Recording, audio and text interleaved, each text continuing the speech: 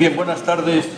Va a tener lugar la cuarta mesa de esta jornada y yo quisiera comenzar pues dando las gracias a todos por la asistencia y manifestar mi satisfacción por estar aquí acompañados de tantas personas ilustres, queridos amigos, y es obligado pues comenzar diciendo que uno de los objetivos que ha tenido la CIMA pues ha sido la promoción del arbitraje en el sector público, que nos trae hoy aquí en esta mesa. Y bueno, pues por impulso de su presidente, que ha trabajado con nosotros junto con Paco Ruiz Risueño, pues hemos elaborado este libro tan impresionante que todos tendrán como obsequio de este congreso. Yo quiero decir que este libro tiene un continente y un contenido. El continente es impresionante, verdaderamente.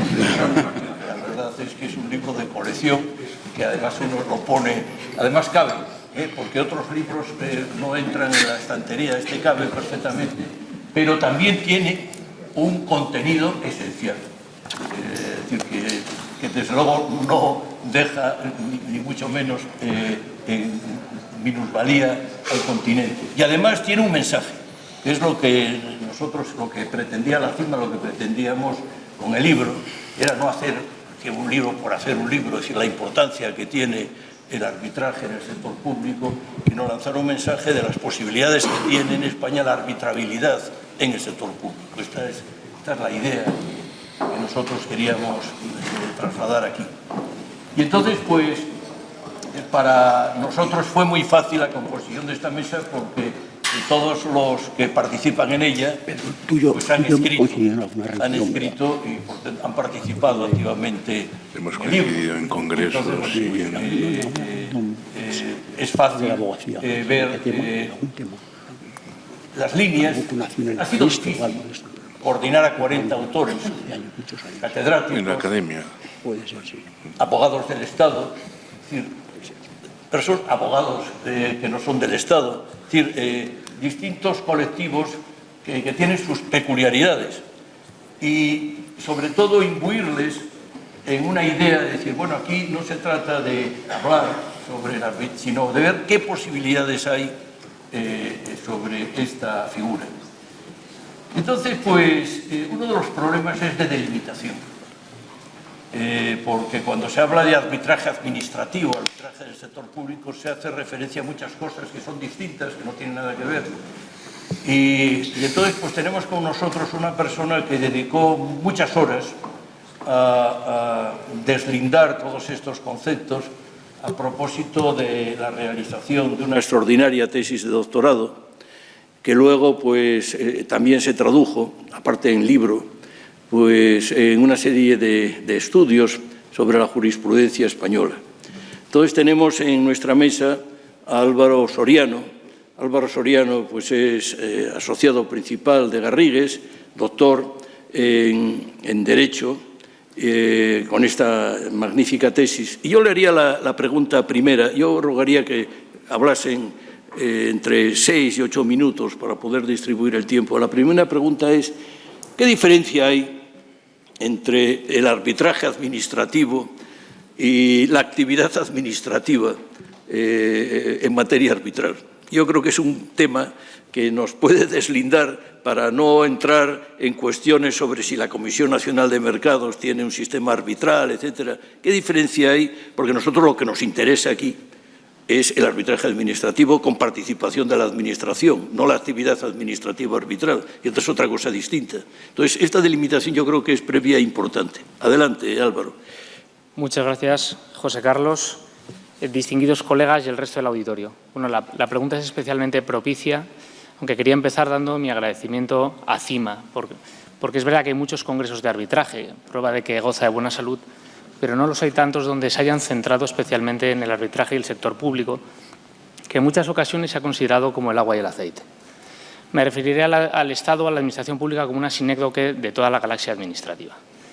Vale, quien se enfrenta al arbitraje administrativo, aunque se aproxima vulgarmente, siempre se encuentra con tres nociones. La primera noción, que se trata de una locución bifronte, es decir, como decía el profesor José Carlos, nos encontramos primero al Estado y las administraciones públicas como sujeto activo o pasivo de arbitrajes, que pueden ser comerciales, puede ser de inversión, puede ser internos, puede ser internacionales, y luego a la posición del Estado como árbitro, lo que se denomina la actividad administrativa arbitral. Pero luego quien indaga encuentra pronto recelos de la Administración a someterse a arbitraje. Y es quizás eventos como este que son necesarios para que calen la conciencia de las administraciones públicas esa necesidad de someterse a arbitraje. Y por último también, y aunque se hablará en esta mesa más, choca con algunos principios constitucionales, el artículo 103, 106 o 117 de la Constitución, que es necesario superar. Por tanto, digamos que el arbitraje administrativo cuenta con estas dos caras de Jano, ¿no? El Estado como árbitro y el Estado como sujeto pasivo. El Estado como sujeto pasivo siempre se ha enfrentado a muchas dificultades. Desde el decreto de Bravo Murillo de 1852, que prohibía la contratación con la Administración pública, se dulcificó esta prohibición en posteriores normas, la Ley de Contabilidad de la Hacienda Pública de 1911, que exigía una ley singular. Y llegábamos, por ejemplo, a la Ley de Arbitraje del profesor Wasp de 1953 y resulta que se titula Ley de Arbitraje del sector privado, ¿no? Por la que se regulan arbitrajes privados. Se queda totalmente mandado al ostracismo el arbitraje del sector público y la orfandad constitucional de nuestra Carta Magna de 1978, que a diferencia de otras constituciones como la de 1812, que sí hacían referencia al arbitraje, no hace ninguna referencia. Entonces, ante esta situación, ¿significa esto que el arbitraje del sector público estaba prohibido? En absoluto.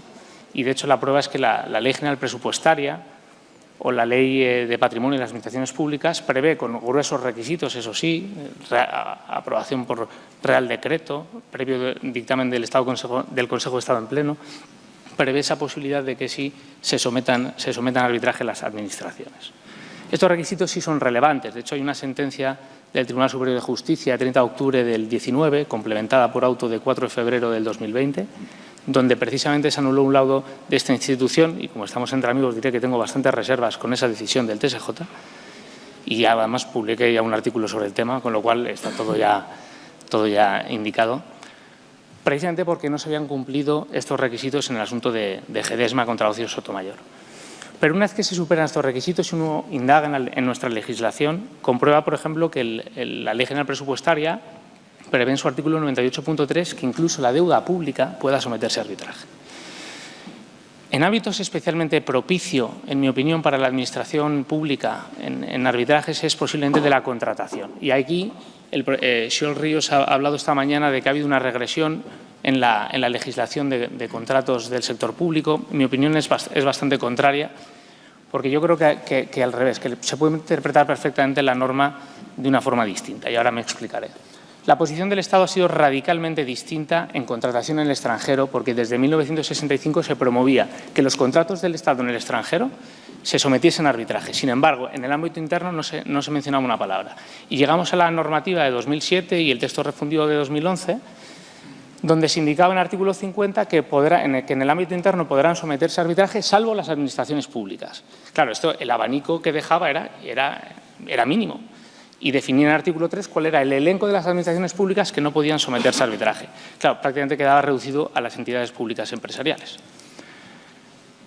Pero ¿qué ocurre con la Ley 9/2017, que elimina este precepto? Entonces, Xiol Ríos comentaba esta mañana y decía, esto es una regresión porque ya ni siquiera cabe esto. Mi opinión es contraria. ¿Por qué es contraria? Porque considero que precisamente esa eliminación, y admitiendo que caben dos interpretaciones, aunque para mí es un debate ya superado, eliminando esa prohibición, lo que se ha hecho es extender ese ámbito subjetivo también a las administraciones públicas. Y es que no tenía ningún sentido que, por ejemplo, una universidad suscribiese un contrato de construcción para la ampliación de una ley. Resulta que ese contrato, que en esencia es de carácter privado, resulta que no podía someterse a arbitraje. Esto no tiene ningún sentido. Entonces, la eliminación, y sobre todo tras la promulgación del Real Decreto Legislativo 3/2020, del Real Decreto Ley, 3/2020, en su artículo 123 sí que habla de esta posibilidad de arbitrajes, eso sí, de derecho. Claro, todo esto lo que ha conseguido, eso sí, es que sean prácticamente inéditos los arbitrajes administrativos. Tenemos el caso UT Pinosolo, que es uno de los más paradigmáticos, pero ha habido muy pocos casos. Y esto choca, por ejemplo, con las estadísticas de la CCI, donde te indican que el 20% aproximadamente de los casos que administran resulta que están involucradas sociedades estatales y administraciones públicas. Los que nos dedicamos al arbitraje las vemos con naturalidad que entidades públicas empresariales españolas y, desde luego, sin duda en el extranjero, municipalidades, cantones, son habitualmente sospechosos habituales del arbitraje. Tan natural me parece que en el libro que comentaba el profesor Fernández Rozas, Las administraciones públicas ante el arbitraje, me permitía hacer la afirmación de que en realidad el arbitraje administrativo no existe. Y esta es una conclusión a la que he llegado tras un importante viaje y un importante recorrido jurisprudencial y doctrinal, porque considero que no es necesario en ningún caso adjetivar al arbitraje para darle la connotación de arbitraje administrativo. Podrá ser necesario que las administraciones públicas cumplan unos determinados requisitos para someterse a arbitraje. Podrá ser necesario, por ejemplo, que sea un arbitraje de derecho, como indica el Real Decreto Ley 3/2020. Pero el arbitraje se edifica en el artículo 2 de la Ley de Arbitraje. Y si uno coge el artículo 2 de la Ley de Arbitraje, y sin duda el principio de legalidad vertebra la actuación de las administraciones públicas, pero ya lo tiene, ya tiene una norma que le permite acudir al arbitraje, porque es necesario implementarlo y luego seguro que será objeto de debate en esta mesa sobre si es necesario pues, un elenco de materias cerradas o basta una lista abierta. Y mi opinión es que con el principio general que tenemos es suficiente. Como decía Camilo José Cela también, no existe una lengua poética y una lengua que no lo sea, ¿no? Existe una lengua y luego depende de cómo la usemos. En la actividad administrativa arbitral, quizás, aunque también hubo ciertos titubeos en el ámbito constitucional, está perfectamente arraigada. Nos referimos sobre todo a ámbitos sectoriales, donde transportes, las juntas arbitrales de transportes, comisiones de propiedad intelectual. Existe decenas de ámbitos donde se extiende donde la administración pública o el Estado pueden fungir como árbitros. ¿Cuál es la clave, en mi opinión, en estos sectores donde, insisto, creo que hay menos dudas que en el arbitraje administrativo?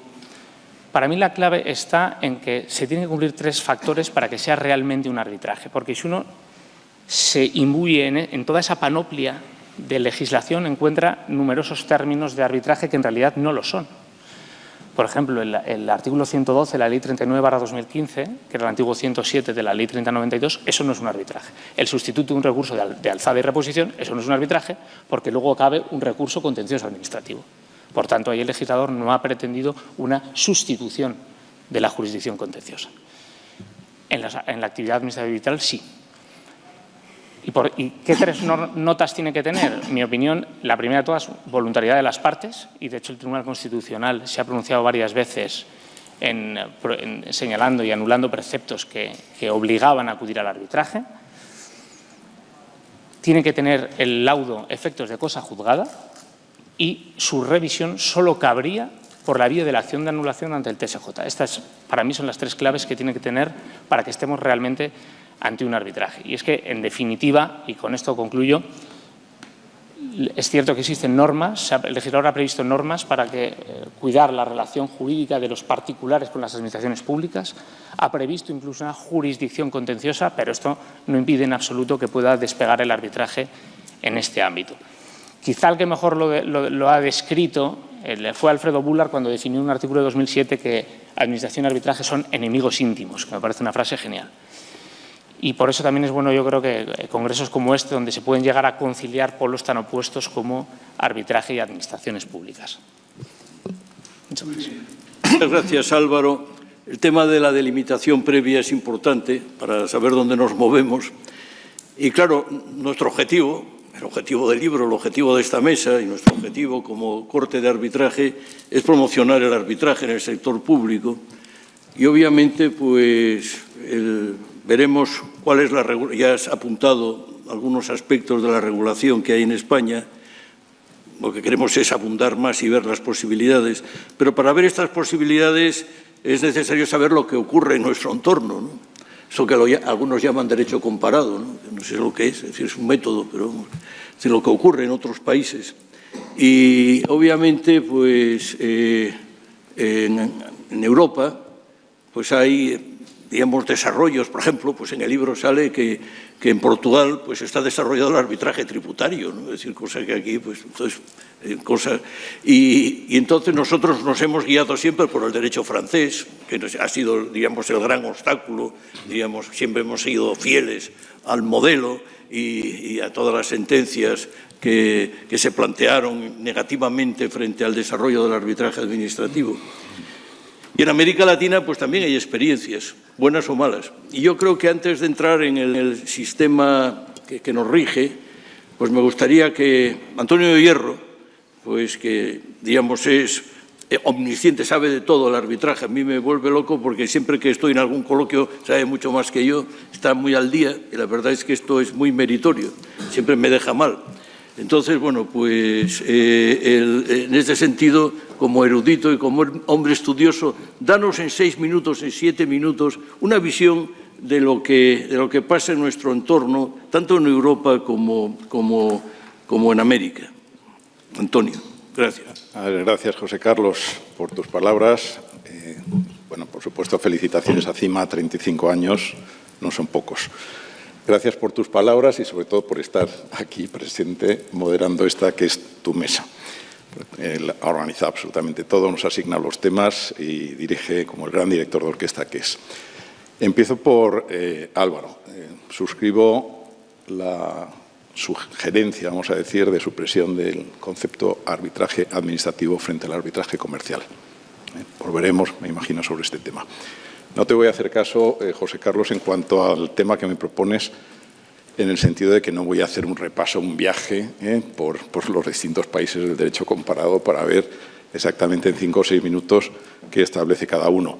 Invito al que esté interesado a que lea el libro 35 años de CIMA, que efectivamente va a distribuirse, ¿no? Me parece, en el curso del día o mañana.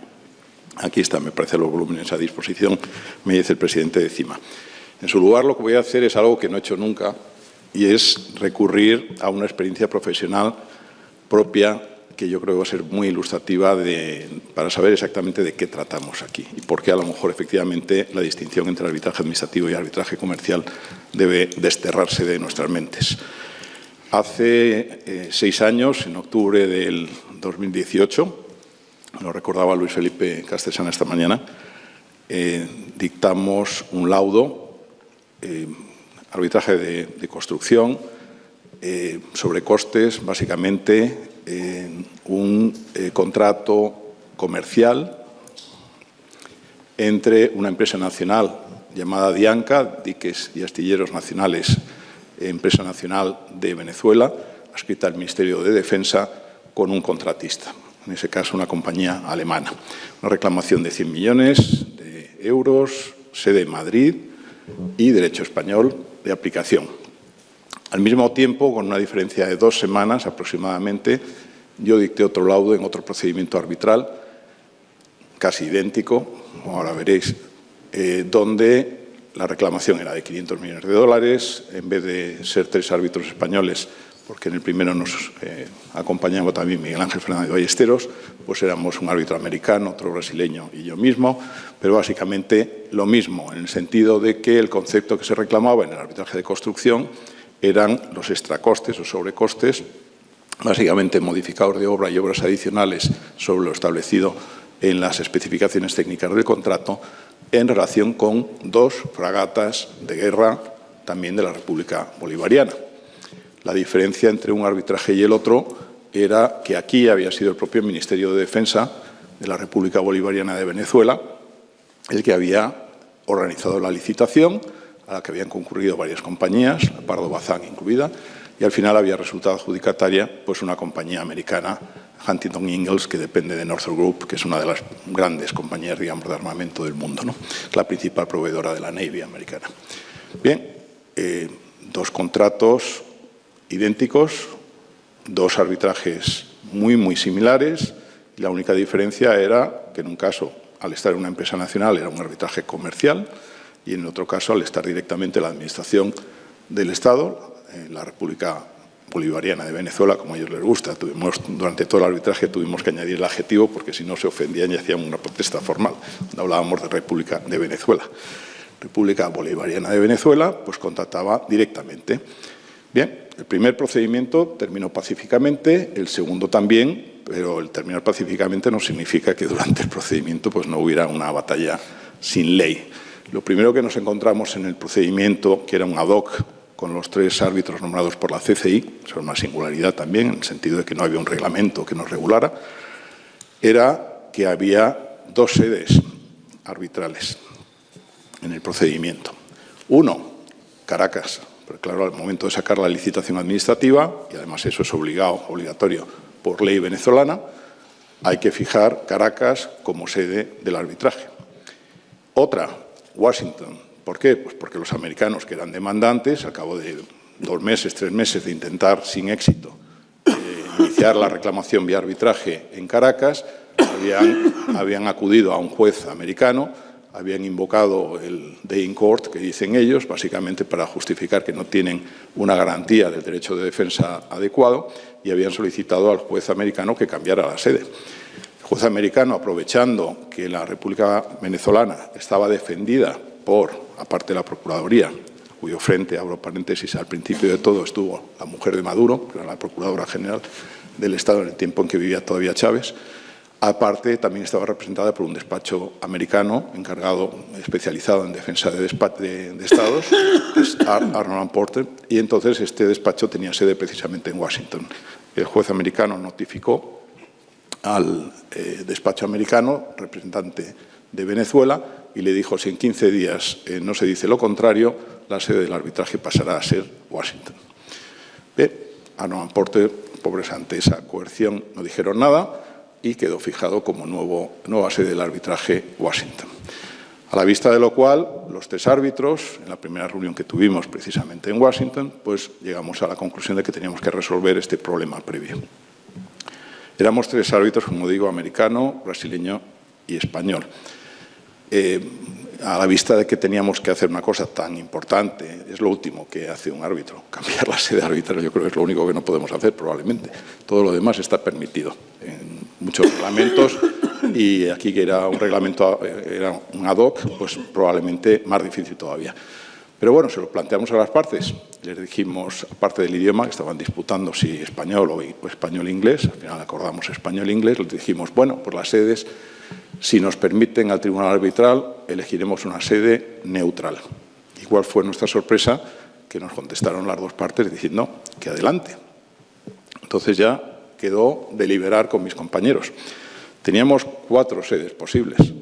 Una, la originaria, Caracas; la segunda había sido Washington; la tercera podía ser Sao Paulo, la sede del árbitro brasileiro, que además era el presidente, o Madrid, por ser mi sede, ¿no? Bien, entre las 4 tuvimos que, de alguna manera, establecer criterios. Washington era lo más fácil para todos nosotros, porque vamos habitualmente por allí, y, por supuesto, en Estados Unidos ni se plantea la dificultad de arbitrar un arbitraje con un contrato administrativo. O sea, no saben lo que es el arbitraje administrativo. Entonces, en ese sentido, con Álvaro, ¿verdad?, para un americano, arbitraje comercial y arbitraje administrativo, de la misma forma que no participan del régimen administrativo francés, no saben lo que es un acto administrativo en sentido técnico y, por supuesto, no distinguen estas categorías, que hasta cierto punto pues son derivadas de la propia instauración del régimen francés y de que nosotros, como decía el profesor Fernández Rozas, copiemos de los franceses todo, lo bueno y lo malo. Bien, era una posibilidad, lo que pasa es que nos repugnaba internamente a los 3 árbitros pues lo que habían hecho la empresa demandante, acudir al juez americano, y el juez americano, con esa capacidad que ellos tienen, orbi et orbi, pues directamente Washington. Caracas, no había ningún problema tampoco de arbitrabilidad. Allí está perfectamente previsto. La única limitación que establecen es que tiene que ser Caracas, precisamente cuando es un contrato administrativo de la Administración de la República Bolivariana, pues la sede tiene que ser Caracas. No nos apetecía ninguno de los 3 y además entendíamos perfectamente que los americanos no se sintieran cómodos. En definitiva, esa cláusula arbitral se había firmado por Venezuela en la época de Carlos Andrés Pérez, luego había venido Chávez y luego Maduro. En fin, las cosas habían cambiado ostensiblemente. Nos quedaban 2 sedes. Una, Brasil, Sao Paulo, o Río, como dijo el americano. Dijo yo Sao Paulo, pero bueno, Río podría ser.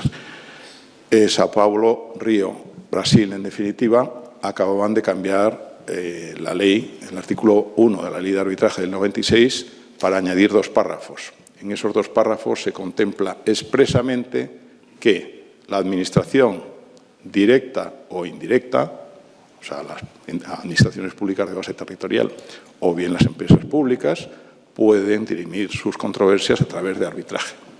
Con lo cual, claro, no había ningún problema, admisibilidad plena, garantía de no anulación. Y luego se dirigieron a mí y me dijeron, hombre, yo creo que esto está muy politizado, efectivamente el arbitraje estaba en prensa venezolana, en prensa americana, luego salió en primera página del GAR, en su día, con el laudo, ¿por qué no lo sacamos del continente? Es una expresión propia, un poco peculiar de los árbitros. Lo sacamos del continente y ganamos la neutralidad. Bien, digo yo, a priori bien, encantado de que vengáis a Madrid, muy halagado. Digo, ahora, yo no sé si ese laudo que nosotros lleguemos a dictar, pues a lo mejor va a ser objeto de anulación. Porque, claro, es un arbitraje de una administración pública, de base territorial, el Estado venezolano. Es cierto que por la aplicación de la ley personal podemos decir que es la administración venezolana y, por tanto, que no son administraciones públicas españolas, pero, claro, también es verdad que nuestra limitación, a diferencia de los franceses, que es subjetiva, por falta de arbitrabilidad subjetiva, como ahora dirá seguramente el profesor Merino Merchán, hará la explicación con más detalle, la nuestra es ración en materia, o sea, por razón de criterio de materia arbitrable. Y en ese sentido, a lo mejor podemos acabar con un laudo que dictemos y que sea objeto de anulación. Les enseñé el artículo 41.1e de la Ley de Arbitraje Española y todos convinimos que teníamos que quedarnos en Sao Paulo, más propiamente al final en Río. Bueno, yo creo que es algo que sirve para poner de manifiesto que nuestras limitaciones no tienen nada que ver con lo que existe en el derecho comparado. La arbitrabilidad es la regla general del derecho comparado. Todos los países del Common Law no saben exactamente de qué estamos hablando. Los en América Latina, 18 o 19 jurisdicciones, hasta Argentina, se va a sumar ahora con la ley de bases que aprobaron en junio, se van a sumar también al arbitraje administrativo, y en Europa la tendencia también ha sido poco más o menos la misma. O sea, que quedamos Francia y España como países donde es difícil arbitrar a las administraciones públicas. Bien, muchas gracias. Esta exposición muy rica. Veo que el profesor Sánchez Lorenzo está tomando muy buena nota y estoy seguro que algo tendrá que decir al respecto. Eso de las sedes y la ley personal y todo esto. Pero vamos a España. Y vamos en el capítulo del libro que escribe Pepe Merino, se dicen cosas muy interesantes y sobre todo, digamos, quitar el muro tradicional, el muro impenetrable. Pepe Merino siempre es de grandes frases, como la época omniosa del arbitraje, año 2015 a 2020, o el muro impenetrable. Entonces, derriba un poco el muro impenetrable sobre la arbitrabilidad del sector público y dinos cuál es tu parecer al respecto, Pepe. Gracias, José Carlos. Bueno, en primer lugar, yo no hablo de muros impenetrables porque me suena un poco fuerte. ¿Muro impenetrable? No creo. Bueno, de acuerdo, te lo acepto. Bueno, ante todo, muchas gracias. Quiero felicitar al presidente de CIMA, al secretario de CIMA, al profesor Fernández Rozas, a los patrocinadores, porque si no, esto no podría llevarse a cabo, y sobre todo a todos ustedes, porque podamos establecer, sobre todo después de nuestra intervención, un pequeño diálogo sobre un tema tan importante. El primer ponente o el primer expositor tiene razón, es decir, no existe el arbitraje, el derecho administrativo, porque el arbitraje es una institución, como es el contrato y como es el testamento o como lo es el negocio jurídico. Lo que pasa es que son muy proclives a poner calificativos que lo que hace es complicar el tema. Pero puesto que hay un malentendimiento entre la administración pública, el sector público, mejor vamos a llamarlo así, y el arbitraje, veamos por qué. La razón básica está en una concepción arrastrada del derecho francés, del concepto más tradicional del servicio público, que fue desarrollado, como todos nosotros sabemos, por Oriú padre y, sobre todo, también por Ribérot, y que es recepcionado en España sin ningún tipo de crítica. Claro, ¿qué ocurre? Pues que, evidentemente, esa concepción recibida de esa forma pues va a tener unas consecuencias negativas, porque se va a entender que la administración pública es siempre una potentior persona, un sujeto que interviene iure imperi, siempre. Cuando es verdad que esa concepción, y las últimas ediciones del libro de Derecho Administrativo del profesor García-Enterría ya lo señalaba muy bien, ha variado la concepción del derecho administrativo. No es la relación con una potentior persona, sino es un sistema relacional con los ciudadanos. Y no solamente de servicios públicos, sino, más importante, unos servicios relacionales de todo tipo, patrimoniales, financieros, etcétera, dice el profesor García-Enterría. Y esto, claro, cambia totalmente el paradigma que tenemos formado sobre esta cuestión. ¿Qué ha ocurrido? Pues que a partir de esa concepción tan clásica del servicio público y el Estado siempre actúa como potentior persone, cuando hablo de Estado quiero decirles que estoy hablando de todas las emanaciones públicas, como lo llaman en Francia, es decir, establecimientos públicos, entidades públicas, territoriales. Tenemos una historia en España muy decepcionante, porque evidentemente hasta la ley postconstitucional de la Ley de Régimen Jurídico de la Administración del Estado, del procedimiento administrativo común, pues no se hablaba en ningún sitio del arbitraje. Claro, lo que vamos a decir ahora de Bravo Murillo. Pero aquí lo que se dice es exactamente lo que se ha dicho ya, es decir, se dice, la ley podrá sustituir el recurso a la alzada con una cantidad de limitaciones tremendas, dice, en sectores determinados con especializaciones muy concretas y tal, por sistemas de mediación, conciliación y arbitraje. Y dice, punto y aparte, lo mismo se aplicará para el recurso de reposición. Se ha visto muy bien que la vía administrativa no es la vía jurisdiccional. Entonces, este sistema de desencadenante, hay la Ley 4/99, que es una disposición adicional, le daba un año al Gobierno, por lo menos para desarrollar esto, no llegó nada, estábamos esperando, no llegó nada. 2015 aparece la nueva Ley de Procedimiento Administrativo y repite literalmente, con lo cual me van a excusar volverlo a decir, lo mismo que decía el 107 de la Ley 30/92, lo mismo. No se ha avanzado absolutamente nada, nada de nada. O sea, es una situación decepcionante. Claro, ¿cuál es la cuestión que aquí se plantea? Un mal entendimiento, y en eso quizá discrepe del primer ponente, del principio de legalidad. Las administraciones públicas se han acogido más a la ley de la jurisdicción contenciosa administrativa, que también es ley, que al propio principio de legalidad como principio general. Voy a ver si soy capaz de poderles explicar esto, que seguramente lo entenderán perfectamente por su formación. La jurisdicción se agarra, la jurisdicción contenciosa y la administración se agarran y no quieren saber nada del mundo externo a ese control judicial. En cambio, el principio de legalidad no solamente afecta, como se dice, a la administración pública. Léanse el artículo 9.1 de la Constitución, que es la cláusula de derecho, de Estado de Derecho. El ordenamiento jurídico y la Constitución obliga a todos los ciudadanos, y como dice el Tribunal Constitucional, aunque eso no lo dice el precepto, especialmente a los poderes públicos. Por tanto, si situamos ya lo que es un arbitraje de derecho, no de equidad, y administrado, podríamos avanzar de que, evidentemente, estamos rompiendo un molde, porque estamos viendo cómo el principio de legalidad es algo mucho más importante que la propia jurisdicción contenciosa administrativa, porque es algo que está inserto en la propia cláusula de Estado de Derecho, es el principio de legalidad, como todos sabemos, y no voy a insistir mucho.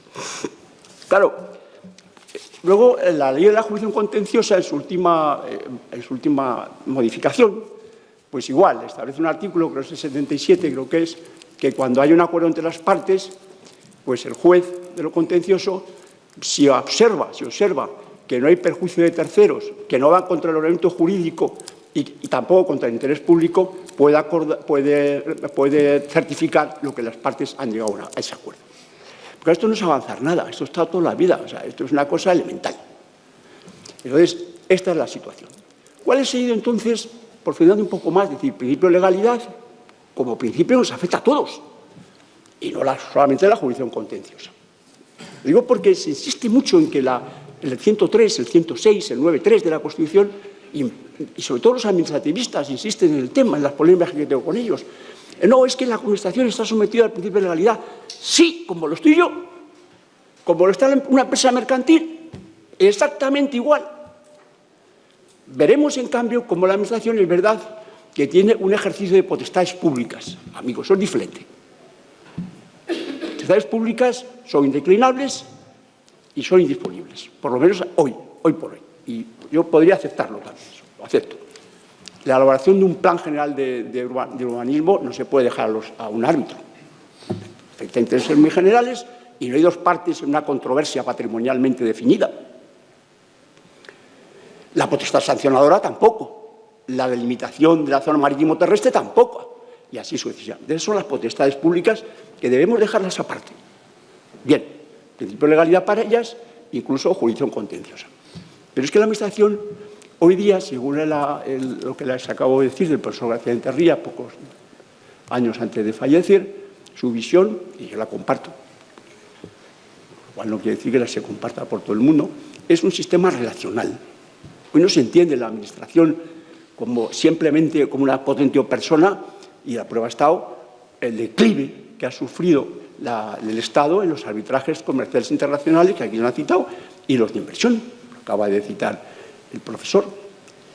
Pues porque evidentemente no hay nada más contradictorio que hablar de derecho administrativo o de arbitraje administrativo en el derecho internacional, porque el derecho internacional completamente desnuda a la Administración de esas prerrogativas.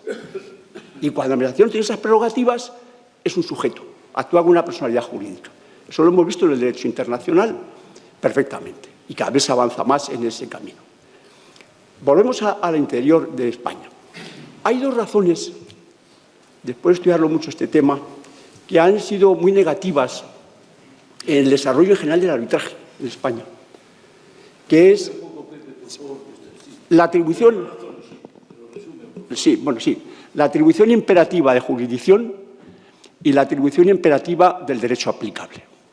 La atribución imperativa de jurisdicción es que cuando en leyes especiales, todo lo recordaremos cuando hemos estudiado, por ejemplo, la Ley de Sociedades Anónimas del 51, establecía un procedimiento de cómo se impugnaban los acuerdos sociales, o la Ley de Arrendamientos Urbanos, también lo establecía dentro de la ley material, establecía la teoría de la doctrina, casi mayoritariamente, no, es que no puede ser arbitrable porque ya el legislador ya ha puesto ahí una jurisdicción, sin darse cuenta que simplemente lo que había hecho el legislador era un reparto competencial de carácter territorial y funcional, por razón de la materia.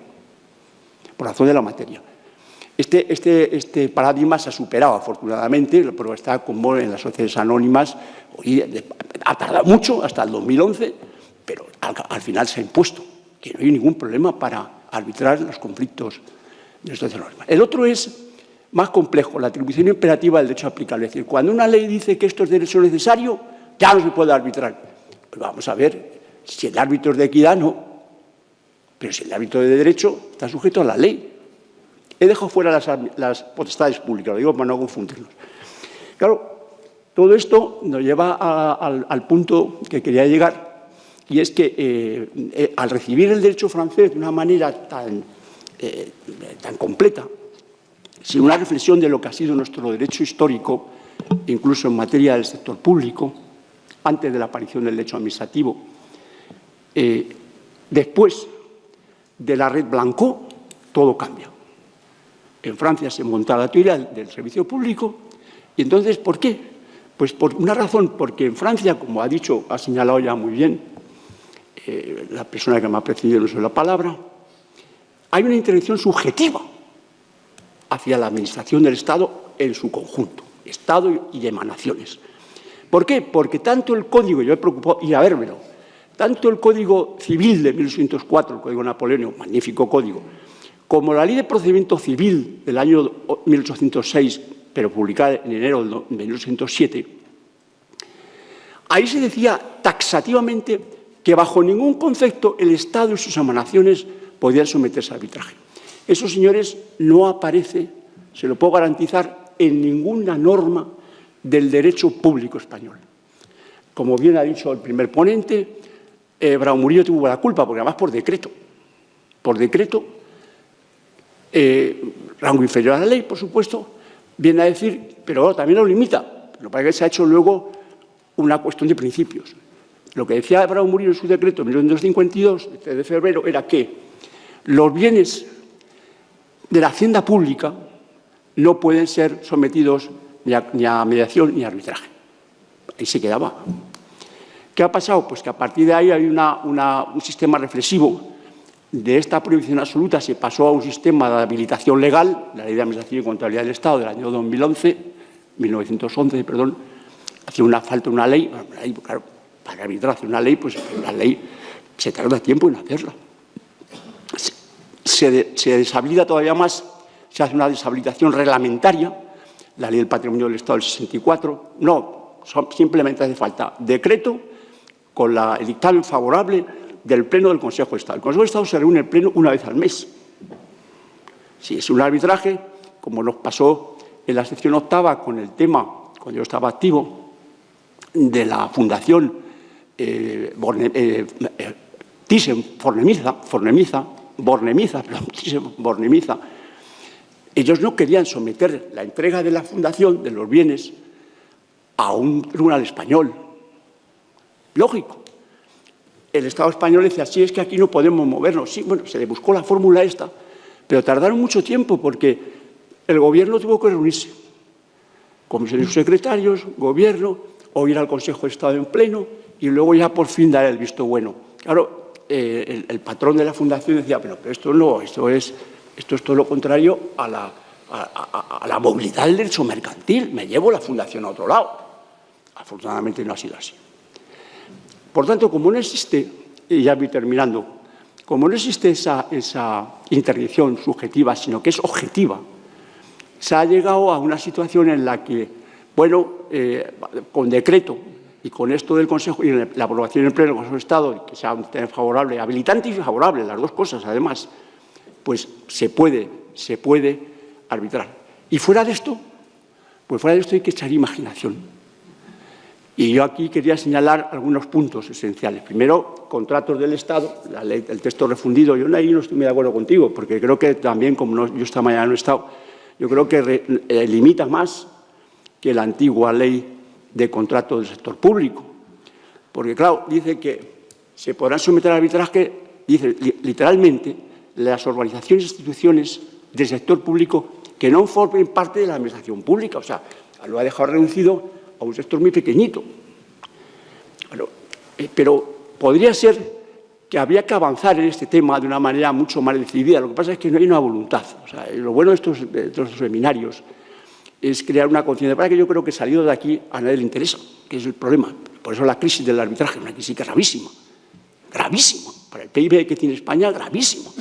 Aquí no hay arbitrajes, aquí no hay pocos arbitrajes internos. Hablo de los internos, que es lo que ahora me interesa. Aquí hay muy pocos arbitrajes. No se entiende. Y eso que yo nunca he hecho bandera de la ruina procesal que existe por falta de jueces, porque la densidad entre juez y población en España es de las más bajas de Europa, si no la más baja, hace que, por lo menos por ese medio, pudiera advertirse que se avanzara el arbitraje. Bueno, pues tenían la ley el proyecto de ley de eficiencia procesal, caducada en abril de 2023 por la convocatoria de elecciones generales, que negaba totalmente cualquier tipo de arbitraje. Ahí ya no se distinguía como la ley de contratos del Estado. Ahí toda la administración pública quedaba fuera. Bueno, pero esto verdaderamente es sorprendente. Es sorprendente. Otro sector muy importante es sí, bueno, pues nada, lo dejo, perdóname.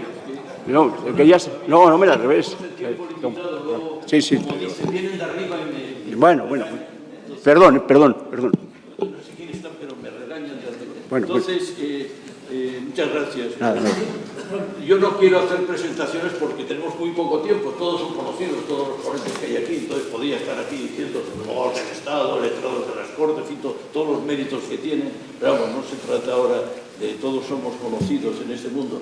Nosotros hemos querido dejar el arbitraje de inversiones, porque es un mundo aparte. Hay una colaboración en el libro, pero el arbitraje de inversiones, aparte que está sufriendo una crisis triple, y que no es el momento ahora de entrar, y bueno, pues para derivar a otras cuestiones. Nuestro siguiente ponente también es abogado del Estado y dirige un despacho. Y además viene de una experiencia en esta materia, pero mediación. En su artículo, junto con Santiago Martínez Laje, en el libro este de mediación, de la mediación administrativa, es un libro muy sugerente, el artículo es muy sugerente que recomiendo a todos y que, diríamos, nos ha costado mucho a todo el mundo que venía de la mediación llevarlo al camino del arbitraje. Es decir, ha sido muy difícil porque, bueno, ya hemos visto en la sesión anterior que son cosas muy distintas, ¿no? Y entonces, pues, yo le pregunto al abogado del Estado, que además de abogado del Estado es una persona que tiene una formación en filosofía del derecho muy sólida, me consta, y, digamos, una formación jurídica muy sólida. La Constitución, es decir, estamos indagando lo que podemos hacer en España, y en este caso tenemos los límites constitucionales. Se ha hablado aquí del 103 y el 106, ¿no? ¿Cómo ves tú estos límites constitucionales para la posibilidad de arbitrajes, dejemos el nombre aparte, en el sector público? Adelante. Imagino que soy yo, ¿no? Sí, claro. Lo digo por... José María Ayala. Muchísimas gracias, profesor Fernández Rozas. Esto de que me digan que tengo formación en filosofía me acabas de dar ya, vamos, o sea, lo máximo que me puedes decir. Así que muchísimas gracias. En primer lugar quería... Sí, perdón, ¿no? Es un gran discípulo de Elías Díaz y de otro grupo de filosofía muy importante en España y además me consta que ha hecho grandes aportaciones en la materia. Gracias, José Carlos. Quería dar las gracias en primer lugar a Juan Serrada, a Paco Ruiz Ruisueño y, por supuesto, al profesor Fernández Rozas por contar conmigo hoy aquí, dar la enhorabuena, desde luego, a los organizadores de este congreso estupendo y luego el poder estar con los ponentes y compañeros de la mesa con los que estoy, ¿no?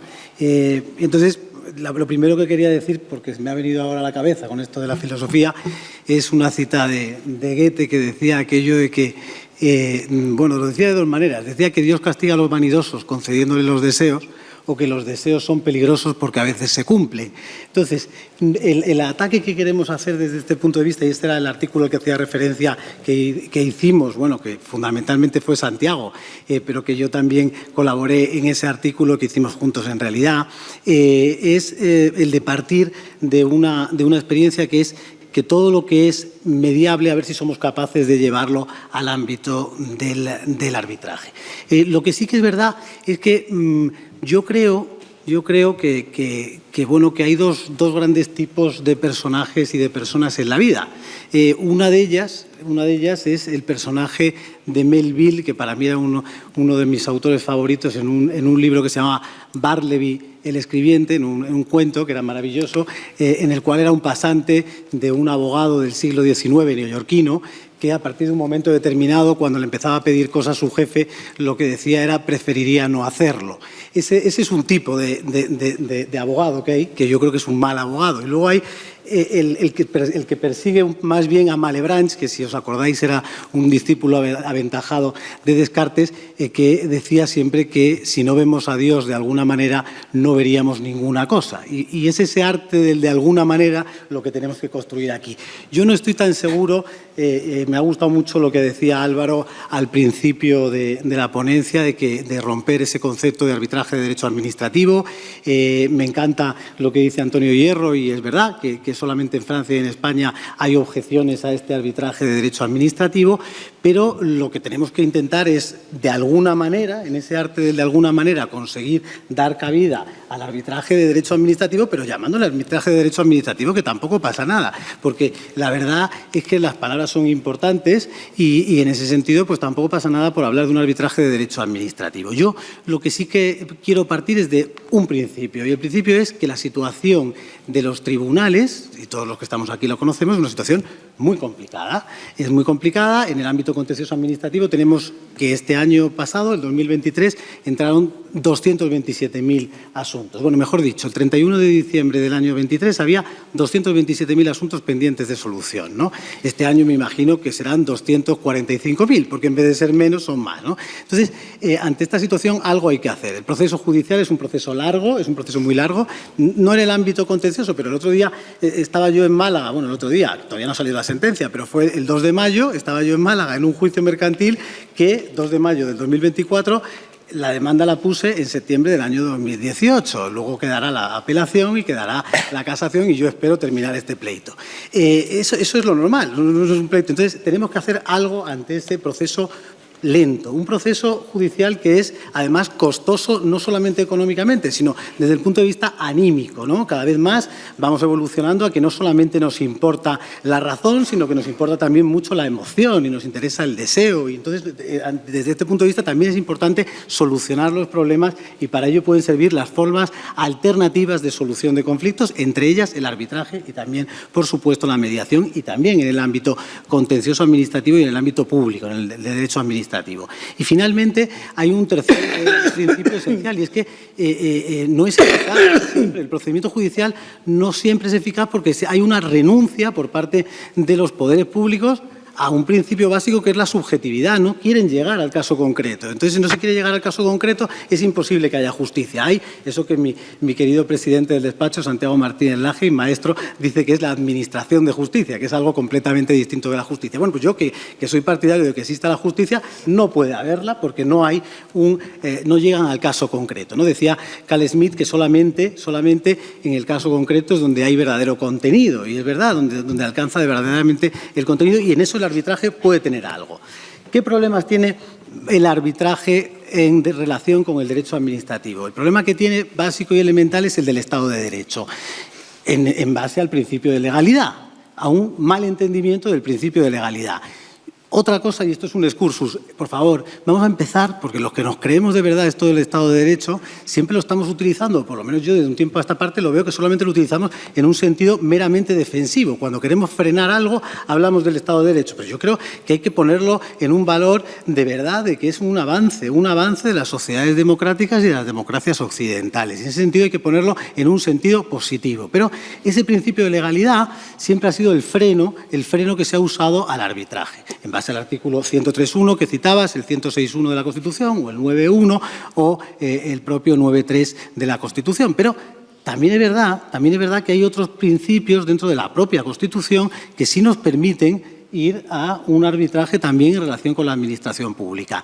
El 9.2 de la Constitución, cuando habla de que corresponde a los poderes públicos promover las condiciones necesarias para que la libertad y la igualdad del individuo y de los grupos en que se integran sean reales y efectivas, remover los obstáculos que impidan o dificulten la plenitud y facilitar la participación de todos los ciudadanos en la vida política, económica, social y cultural. Ese es un artículo que es esencial, porque ese es el artículo que, a mi juicio, básico para lograr la igualdad como punto de llegada en un proceso de democratización, es decir, del Estado social y democrático de derecho que propugna el 1.1. O el artículo 23, cuando habla del derecho a la participación de asuntos públicos, o en el artículo 125, en el ámbito de la administración de justicia. O sea, que tenemos anclajes para que el arbitraje sí que pueda funcionar. Pero el problema que hay con el arbitraje, y fundamentalmente el problema que hay, es para intentar darle solución respecto del colapso del que hablábamos antes de los tribunales.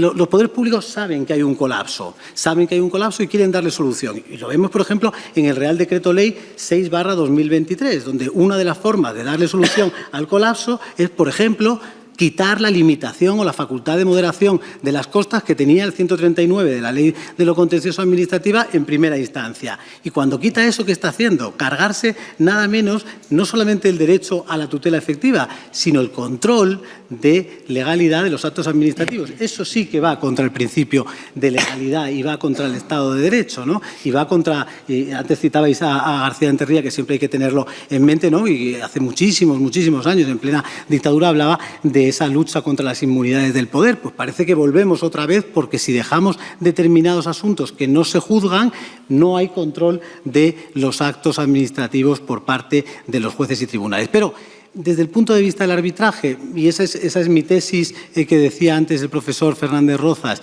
creo que es perfectamente posible el arbitraje, que como parafraseando un artículo maravilloso de Enrique Gimbernat en su momento, que se decía eso de tiene un futuro la dogmática jurídico-penal, yo creo que tiene un futuro el arbitraje de derecho administrativo, o debiera tenerlo, porque hay muchos problemas que solucionar con el derecho con el arbitraje, y que en todo caso Incluso, será necesaria una ley formal que lo regule. Eso en principio parece lógico, y que sea una ley en la que respete los principios propios de interpretación del arbitraje en general. Es decir, que haya voluntariedad, que sea un sometimiento voluntario, por tanto, al arbitraje, que se respeten los principios que citaba esta mañana los ponentes en la primera mesa, y que son principios fundamentales del principio de contradicción, el principio de celeridad, el principio de oficialidad, que en materia contencioso administrativa es importante y, por tanto, tendría que respetarse en ese arbitraje de derecho administrativo. Es necesario, como decía, que fuera una norma con rango de ley, y es imprescindible que esa ley, cuando se llegue a publicar y a aprobar con carácter previo, como es lógico, es necesario que esa ley contemple que contra la decisión del árbitro no cabe ningún recurso, y menos el recurso contencioso administrativo, porque si no, ya el problema es multiplicarlo por dos, ¿no? Sería el problema en ese caso. Con lo cual, yo creo que tendría que poner nuevamente que solamente cabe una acción de anulación, exactamente igual que cualquier arbitraje de derecho privado. Pero yo donde voy es que incluso con la regulación que tenemos, y esto ya es, en el artículo que aquí habíamos escrito le llamaba que la posición heterodoxa a la ortodoxa, que es muy fácil, es la de Barleby, y preferiría no hacerlo. O sea, esa la sabemos todos. El principio de legalidad no se puede. La segunda, que es un poco heterodoxa, es, bueno, se puede con una reforma legislativa y tal. Y luego ya está la heterodoxa de la heterodoxa, que casi podemos llamar hasta hereje, que podría ser la que yo mantengo, en el sentido de romper el sistema lógicamente, del principio de legalidad en este punto, porque es favorecer el propio principio de legalidad y el propio Estado de Derecho, que es, con la regulación actual, es posible hablar de un sometimiento a arbitraje. Pues yo, de derecho administrativo estoy hablando, pues yo creo, bueno, desde luego en materia de contratación pública, de lo que son los efectos de extinción y cumplimiento de contratos privados, sean estos entidades públicas empresariales o sea administración pública, no me cabe duda. Pero desde el punto de vista, yo voy más allá, que si se puede hacer en cualquier asunto que sea de la libre disposición conforme a derecho, como es lógico, ¿se podría hacer? Pues se podría hacer en base a un artículo, José Fernando, que has citado y que no le has dado importancia, y yo sí le doy importancia, que es el artículo 77 de la Ley de Jurisdicción Contencioso Administrativa. El artículo, porque le doy importancia, porque me gustaría que fuera otro, pero que como no tenemos otro es el que hay que darle importancia. Entonces, ese artículo 77, que es el que nos permite hablar de mediación en vía contencioso administrativa y de carácter intrajudicial, con una cierta interpretación nos podría llevar, al menos en asuntos, como dice el propio 77, que sean en especial o especialmente en materia de reclamación de cantidad, o sea, todos prácticamente, en esos supuestos de reclamación de cantidad, poder abrir ahí la vía del arbitraje como una derivación que se pudiera hacer en el propio procedimiento contencioso administrativo una vez iniciado.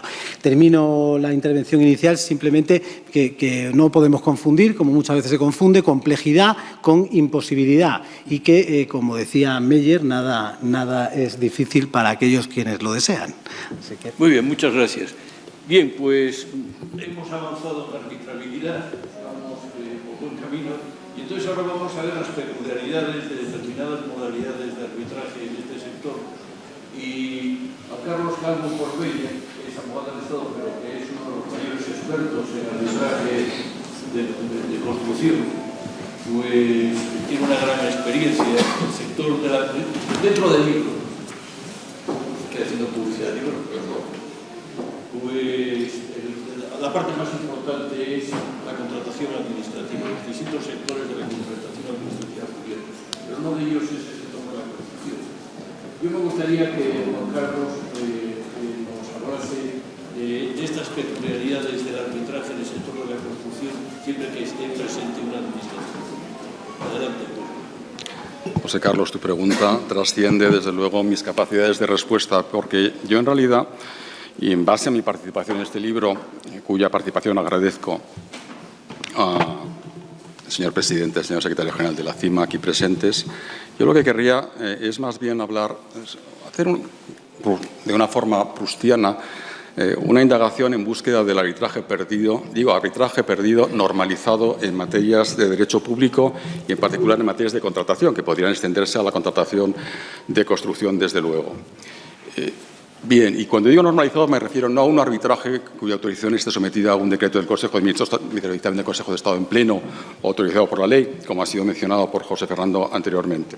Desde luego, este tipo de arbitraje en materias de derecho público no lo encontraríamos en la citada tantas veces Constitución del año 12, porque esta era una solución que se le daba a los ciudadanos para resolver sus controversias, pero siempre en el ámbito de la administración de la justicia civil. Desde luego tampoco lo encontraríamos en el Estatuto de Bayona, donde se hablaba de los jueces conciliadores, que eran distintos, aunque pareciera semejante su función, a los avenidores de las partidas, que sí, estos sí desarrollaban funciones arbitrales.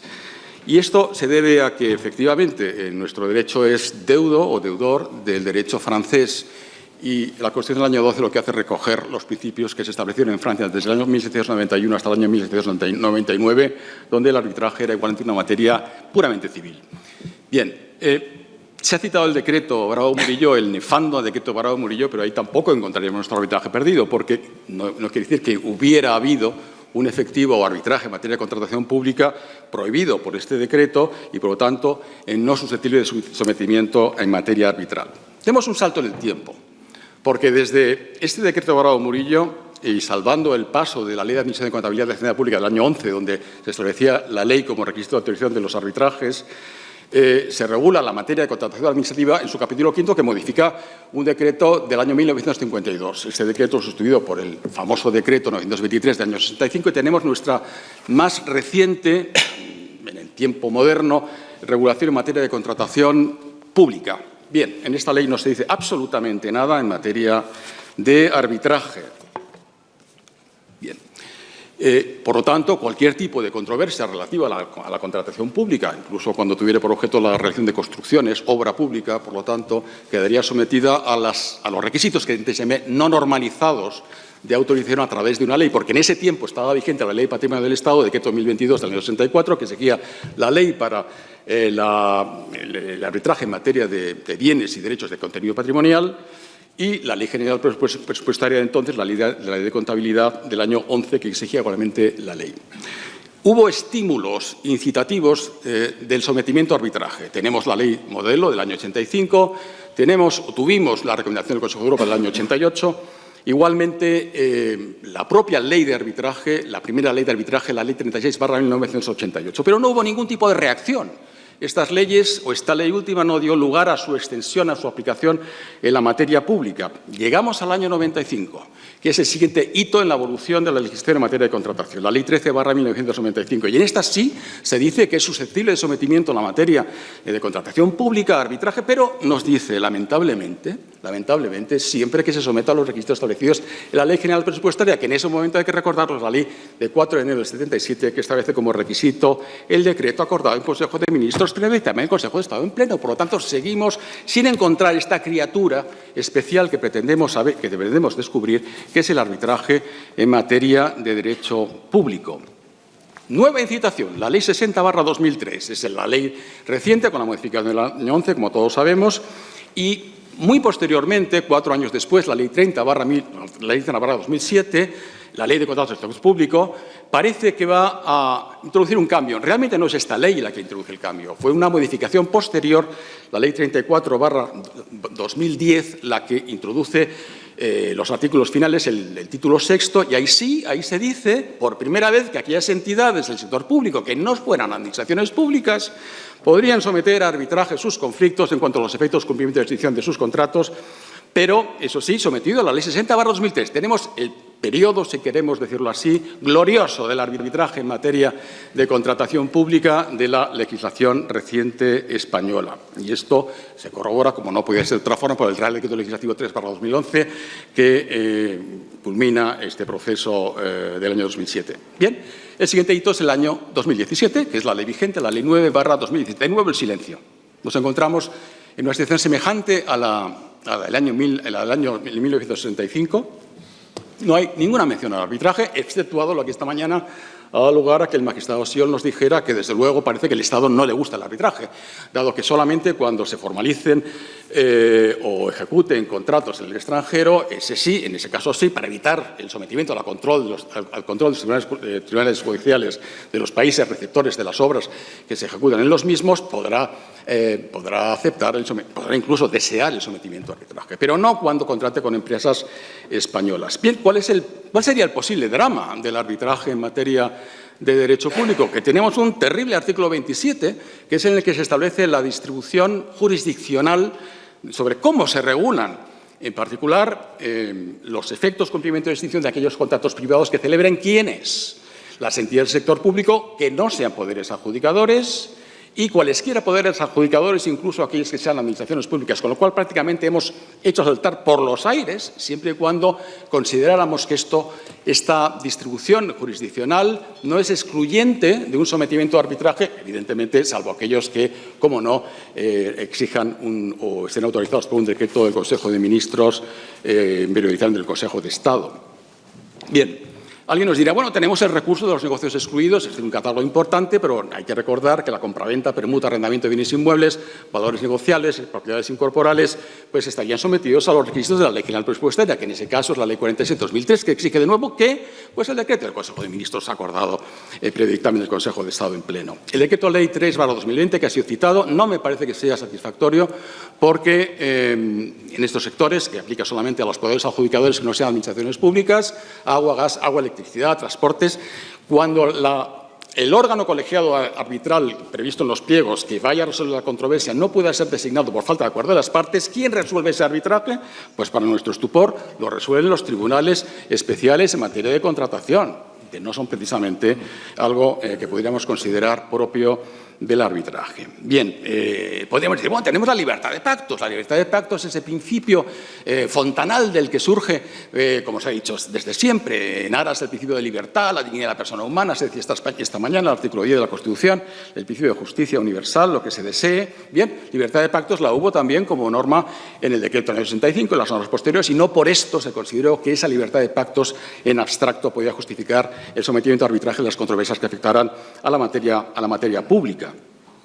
Bien, también se ha dicho esta mañana, hay que recordar que la ley de arbitraje ya no es una ley de arbitraje de derecho privado, como sí lo fue el año 53, bien, tampoco lo era la ley del año 88, no era una ley de arbitraje de derecho privado y, sin embargo, tampoco pudo ser aplicada porque había obstáculos normativos.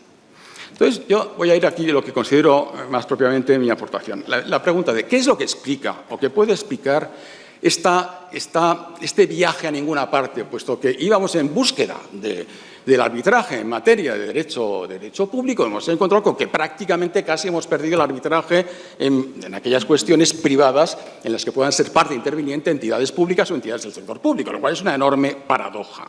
Bien, para mí la causa puede ser la misma teniendo presente que la actividad pública en aquellas relaciones jurídico-privadas o la actividad de las entidades públicas en aquellas relaciones jurídico-privadas no deja de ser muy diferente a la actividad en las relaciones jurídico-públicas. Y lo que vengo a decir, hoy, es que lo que explica este problema, posible problema, es un problema constitucional. Es un problema que afecta a la insuficiencia del principio de separación de poderes y afecta a cómo se produjo el nacimiento de la historia constitucional en el siglo XIX, puesto que la separación de poderes que se aplica en el siglo XIX lo que atribuye al Poder Judicial son los asuntos civiles y criminales. Pero queda un enorme espacio vacío donde intervienen jurisdicciones especiales y que serían los que serían competentes o no para el conocimiento de la materia pública. Y en este momento, transcurridos los años, los tratadistas se plantean a quién le debe corresponder el conocimiento de estos asuntos. Y les voy a citar alguna de las opiniones del momento. Algunos nos dirían, y les va a sorprender, porque el argumento que se utilizaba para negarle a los tribunales, a los verdaderamente y propiamente hablando tribunales de justicia, y ahora verán por qué hablo de los tribunales más tarde. Dice, si son los tribunales los que entienden y deciden, escudados en su inamovilidad, con sus pausas formadas, con todas sus solemnidades, la Administración se ve a cada paso llena de trabas sin poder usar de aquella libertad de acción que necesita para obrar con desembarazo y para llenar cumplidamente los objetos de su institución. Posada Herrera llega a decir más claramente, todas las cuestiones que interesan al público deben ser decididas por la autoridad administrativa y el Poder Judicial únicamente conocerá de aquellas cuestiones que afecten al derecho civil. Bien, el principio constitucional subyacente a esta tensión excluyente del conocimiento por los tribunales, por tanto, del Poder Judicial de la materia administrativa, es que el Poder Ejecutivo es el que administra y juzga. El rey, en ese momento, tanto como en el día de hoy, el rey era el titular del Ejecutivo, era el superior común de la Administración de la Justicia. Verán ustedes que el artículo 117 actual de la Constitución, igualmente como remedio y eco de aquella época, nos habla de que la justicia se administra en nombre del rey. Esto es un eco de aquellos tiempos en los que el Ejecutivo aunaba la doble función, la de administración y la de jurisdicción. Nos dice Gil de Zárate, y será la última cita que haga, la preferencia que exige siempre al bien público sobre la autoridad particular, al cual tiene ésta que ceder, es lo que explica la atribución de estos asuntos a tribunales puramente administrativos. Los tribunales ordinarios, dice, prescinden de intereses y no ven más que el derecho. En las causas administrativas prepondera siempre un interés y no puede atenderse estrictamente a los derechos. Bien, voy a abreviarles referencias a lo que fue luego la traducción de estos principios en la ley de 2 de abril y de 6 de septiembre del 45, que fue un sistema de justicia puramente administrativa, Consejo Real y consejos provinciales, que luego evoluciona cuando cambia el signo político del partido gobernante. Cuando nos encontramos en el bienio progresista, el sistema es diferente, diputaciones provinciales y una sala y tribunales de lo contencioso administrativo. Cuando regresamos a los principios conservadores, se retorna al sistema del 45. En la época de la jurisdicción de la Revolución del año 68, de signo progresista, se crean salas de lo contencioso administrativo en las audiencias provinciales y en el Tribunal Supremo. Paso a la ley del año 1904. ¿Y qué tenemos? Tenemos una difícil trayectoria para el sometimiento de la actividad administrativa a los tribunales de justicia. ¿Por qué razón? Porque los intereses públicos parece ser que no se pueden ceder al juicio de terceros, quedan siempre en el dominio de la Administración.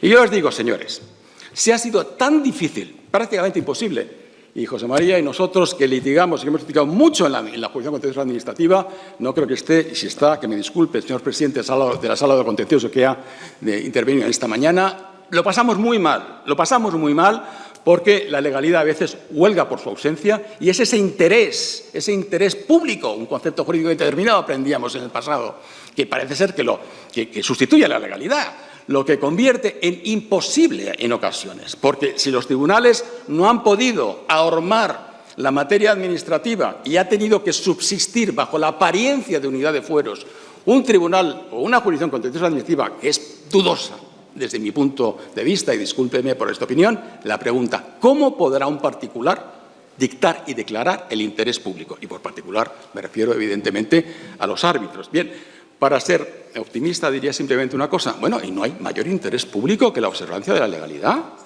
Es decir, cuando un arbitraje de derecho pretende la aplicación de la legalidad, ¿por qué no va a poder intervenir y decidir sobre cuestiones que se afectarían a los llamados intereses públicos? Que yo sepa, no están excluidos del control de la legalidad, al revés, deben ser sometidos a la legalidad.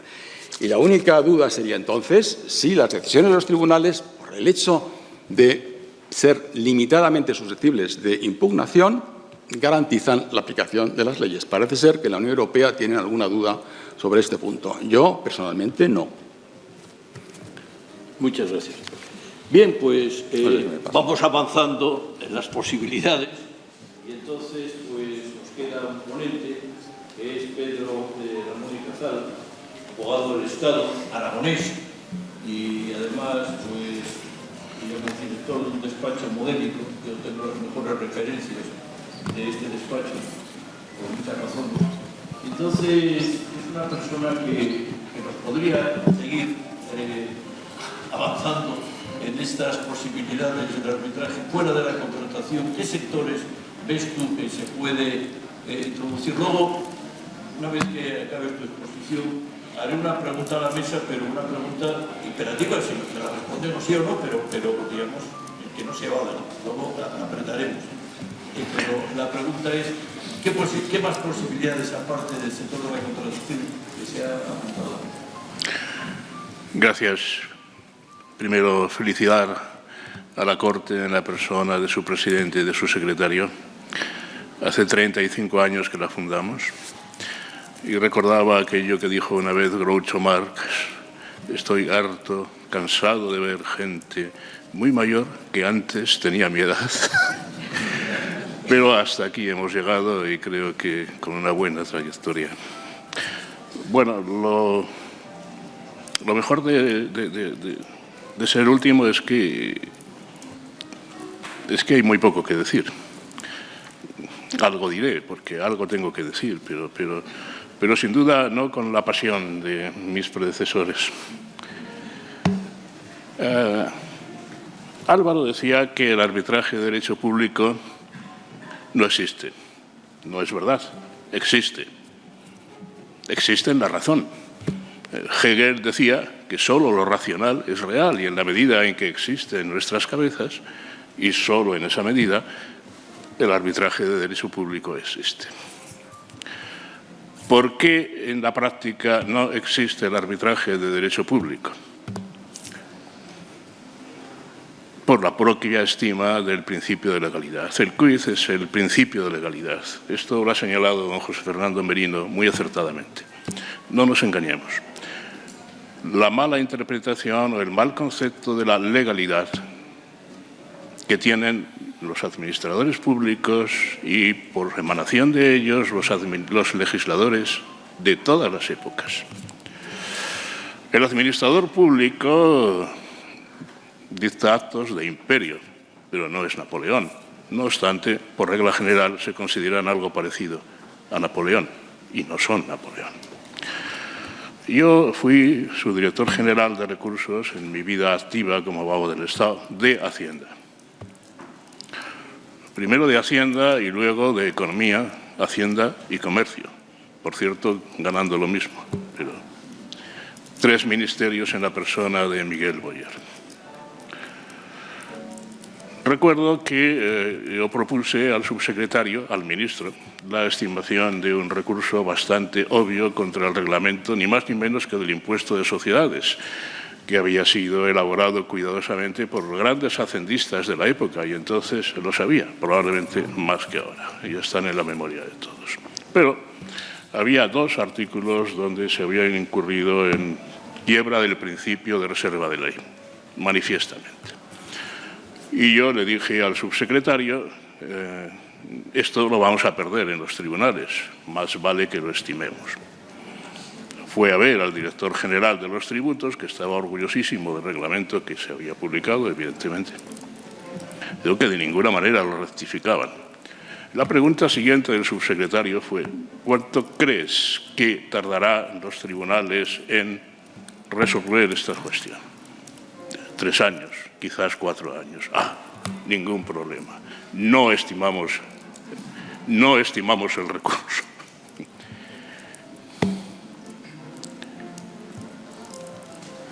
Otra aplicación del principio de legalidad por parte de las administraciones. Había un recurso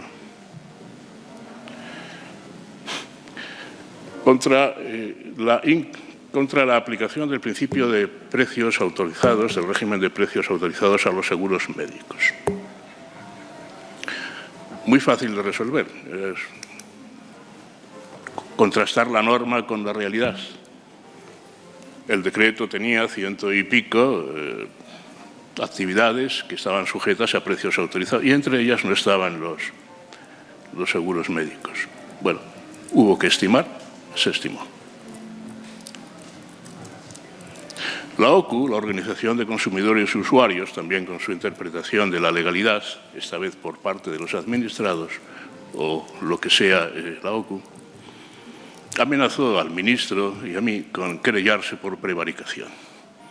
El subsecretario vino nuevamente a mí muy asustado. Mejor dicho, yo fui al subsecretario, que me llamó inmediatamente. Oye, que dicen que van a ponerte y a ti y al ministro una querella por prevaricación. Pero, subsecretario, es que los seguros médicos no están en la relación de precios autorizados. A ver, déjamelo leer. Ve 100 y pico actividades sujetas de... Bueno, ¿lo has leído tú? Digo, sí, 3 veces. No está. Bueno, se arregló. ¿De qué manera? Bueno, pues si no está, estará. Y 2 meses después se había modificado el Real Decreto incorporando los seguros médicos. Otra interpretación, pues, del principio de legalidad, o de una concepción verdaderamente perversa del principio de legalidad. El arbitraje de derecho público no prosperará nunca, porque una administración no se somete al principio de igualdad de armas, ni por la propia idiosincrasia de los sucesivos rectores de la cosa pública o administradores, ni por una cuestión, digamos, de principios. No obstante lo cual, creo que la fuerza de las cosas sí que abrirá campos que razonablemente ya no se pueden someter a la jurisdicción contenciosa administrativa y sí a formas similares, más que de arbitraje, a conciliación. Y, prescindiendo de lo que es ya no los actos de imperio, el ius imperii, sino los actos relacionales o los actos de gestión. Y dentro de la mecánica de los actos de gestión hay un campo más allá todavía de los arrendamientos que puedan realizar la gestión patrimonial, patrimonio del Estado. Es un poco el paradigma de la utilización del derecho privado por parte de las administraciones públicas, ¿no? Los arrendamientos. Bien. Más allá de esto, se me ocurre, ¿ustedes saben cuántos expedientes se han acogido al Fondo de Resiliencia y Recuperación? 190.000 expedientes. 150.000 empresas, 27.000 personas físicas, 5.000 centros de investigación, 190.000 expedientes. Esto se tramita de una manera que no es exactamente administrativa y se tramita a través de los PERTES, por ejemplo, son 12, por las grandes empresas. Son fondos públicos, hay una regulación pública muy sencilla, son formularios. Más que de expedientes, podemos hablar de formularios. Y la resolución pues es un acto administrativo también muy sencillo, de lo que la doctrina italiana llama de acertamento, es decir, de contraste de la norma con la petición. Y si se cumplen los requisitos, se da. En este campo, la controversia tiene que ser muy acotada porque hay un derecho preexistente a esa ayuda o fondo público. Estamos hablando de, como saben bien, de 78.000 millones de euros, si no recuerdo mal, solamente de ese fondo. De manera que estamos hablando de muchísimo dinero y de muchísimas docenas de miles de expedientes. Dudo que las controversias merezcan un arbitraje. Puede ser que sí. Pero ciertamente mediación en muchos casos debería de ocurrir. Y el Estado o las administraciones públicas, 21.000 millones son gestionados por las comunidades autónomas, no pueden acudir ni permitirse acudir a la jurisdicción contenciosa administrativa para estas cosas. Es todo lo que yo puedo aportar, también como ente de razón o como entelequia, al llamado arbitraje, donde la regulación, en todo o en parte, es de derecho público. Y lo defiendo pues, con muy poca pasión, y lo siento. A mí me gustaría que los administradores fuesen tan liberales, tan demócratas, que respetasen de tal manera el principio de legalidad como algo superior a ellos mismos, que hacen del principio de imperium, de los privilegios exorbitantes, del principio de autotutela y se sometiesen al principio de igualdad de armas, que es la esencia, como sabemos bien, de un arbitraje. Pero dudo mucho que esto sea así en algún momento de la historia. Muchas gracias, querido Pedro. Bien, estamos llegando al final, tenemos todavía unos minutos y yo rogaría a la mesa, quisiera hacerles una pregunta a todos, pero que fuera breve la contestación, para un poco abrir la luz sobre lo que hemos estado debatiendo. Y la pregunta sería, ¿qué cuestiones en este momento en España son susceptibles, qué cuestiones de derecho público son susceptibles de arbitraje en este momento? ¿Qué cuestiones en ningún caso serán susceptibles de arbitraje? Y, en tercer lugar, ¿qué posibilidades hay de abrir nuevos cauces no a la regulación actual? Primero, situación del eje lata, imposibilidad y situación del eje ferente. Yo empezaría por el otro extremo de la mesa, que contestaran brevemente, por favor, a estas preguntas. Yo comprendo que hay que hacer una labor de síntesis, pero todos quedaríamos muy agradecidos viendo, digamos, el nivel de conocimientos de los asistentes a la mesa, que nos dijeran esto para tener un poco las ideas más claras, ¿no? Adelante, Álvaro. Voy a empezar por las que no caben. Y creo que no caben asuntos relativos a los actos separables, la adjudicación, lo han comentado, esto no tendría ningún sentido que la adjudicación se sometiese a arbitraje. No tendría tampoco que se viese el patrimonio histórico en juego tampoco. Estamos teniendo algunos problemas con temas de la inmunidad, pero entraría también en parte el patrimonio histórico, no podría entrar en juego. La impugnación de reglamentos tampoco podría estar, por supuesto. Y los asuntos en los que sin duda sí pueden estar, principalmente son asuntos patrimoniales. Creo que no es necesario hacer una distinción explícita entre bienes demaniales y patrimoniales, pero en los asuntos en los que estén en juego que sean puramente patrimoniales, posiblemente no podríamos hablar de una expropiación si se pudiese juzgar si está bien hecha o no, porque pertenece al Estado, pero sí el justiprecio podría perfectamente arbitrarse, por ejemplo. Muy bien. Pedro, ¿cuál es tu opinión? Sí, coincido plenamente con Álvaro. Solamente los actos de gestión patrimonial y algunos de ellos, porque también, por ejemplo, los suministros y los servicios de mantenimiento a partir de 15.000 euros claramente pues, requieren contratación administrativa. La figura que no se discute es la que he señalado antes, el arrendamiento. Bien, yo me uno a lo que se ha dicho, pero entiendo que más que la pregunta qué es lo que se puede, yo diría qué es lo que no se puede. Entonces, hay que residualizar lo que son las potestades públicas. No sabemos lo que son, se han enseñado algunas, hay alguna más. Pero todo lo que tenga un contenido patrimonial, aunque luego en el desarrollo haya privilegios de la Administración, con un arbitraje de derecho, por ejemplo, en contratos del Estado, contratos de administración pública, y los privilegios, como conocemos todos, en la parte de los efectos. Es decir, derechos y obligaciones, la Administración en cualquier momento puede hacer uso de sus prerrogativas. Bien, un árbitro de derecho, pues lo cumple. Porque el problema es que la Administración se encuentra cómoda con la jurisdicción contenciosa. No es un problema de legalidad, que se encuentra muy cómoda y no quiere salir de la jurisdicción contenciosa. Hay que asumirlo, es decir, está muy segura y muy tranquila. Mientras está en la jurisdicción contenciosa, bueno, no pasa nada. Y eso está asumido. Está asumido doctrinalmente, teóricamente. Entonces, por terminar, porque si no me cortas otra vez y no me gusta.